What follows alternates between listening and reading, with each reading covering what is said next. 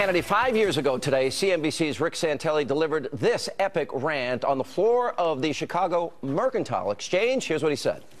How about this, President and new administration? Why don't you put up a website to have people vote on the internet as a referendum to see if we really want to subsidize the losers' mortgages, or would we like to at least buy cars and buy houses in foreclosure and give them to people that might have a chance to actually prosper down the road and reward people that could carry the water instead of drink the water. This is America. How many of you people want to pay for your neighbor's mortgage that has an extra bathroom and can't pay their bills? Raise their hand. How about we all? President Obama, are you listening? We're thinking of having a Chicago Tea Party in July. All you capitalists that want to show up to Lake Michigan, I'm going to start organizing. Pretty powerful. Now, some say those very words helped launch the Tea Party movement, making today the 5th anniversary. So how far has the Tea Party come, and how relevant today? Here with much more, the always outspoken Aaron Coulter. How are you? Fine, I'd shake your hand, but I'm sick, so I can't. I never shake hands.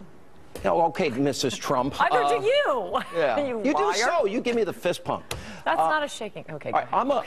I am, for example, the Tea Party patriots are partners on my radio show. I consider myself a Tea Party conservative. I'm a registered conservative.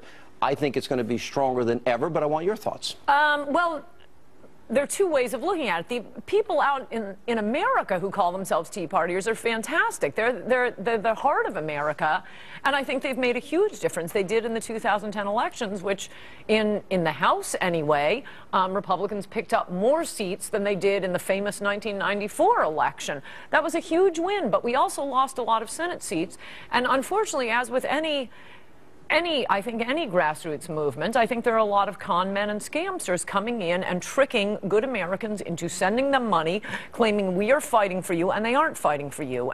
Listen, the people that I know are there in the trenches every day. This is what they do. No, the ones out in America, yeah, but a lot of them, I think, and, some of the and a lot too. of the rich ones are I don't know what the rich groups are. Basically, anyone who claims to be going after establishment Republicans, the key word there is Republican. That means the media won't get on their back and look at their finances, and it also means Republican. If we don't elect Republicans, I don't care which Republican, we will not repeal Obamacare. You know, I've said it so much, I'm getting to be like you, Hannity. The only way to repeal Obamacare is to elect Republicans. It is not to be fighting against Republicans. Listen, I think. And by the way, I never push anyone else's column but mine. Today, everyone has got to read Thomas Sowell's article. All right, well, I disagree because I read the column. Let me just lay this out, and I want you to respond to it.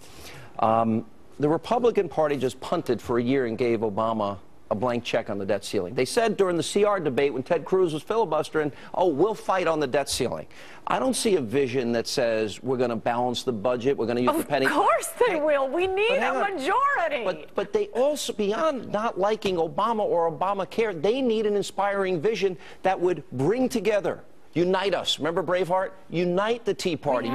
We have a vision. Who's saying repeal Obamacare, Who is saying repeal Obamacare, repeal Obamacare. Keep your eye on the ball. It is going to wreck the country. There is only one way to repeal it. It does not fall on its own. Public education sucks, and that hasn't fallen on its own. The subway system, the airport security, none of this ever. The Internal Revenue Service, it doesn't fall on its own. You have to elect Republicans, and so to be fighting. In the meantime, and these people are just trying to get money off good Americans by saying we're going after establishment Republicans. Wait a minute, you're okay. You know why they're going after establishment Republicans instead of, I know, Democrats? How about going after Democrats? But in the meantime, the Republicans don't fight on the debt ceiling and give Obama a blank check for a year? They don't have a majority. So what? Give them a majority. Wait a minute, are you saying they couldn't get the Keystone Pipeline or an... No, they can't. They can't get anything. Don't fight. Have any... Don't fight.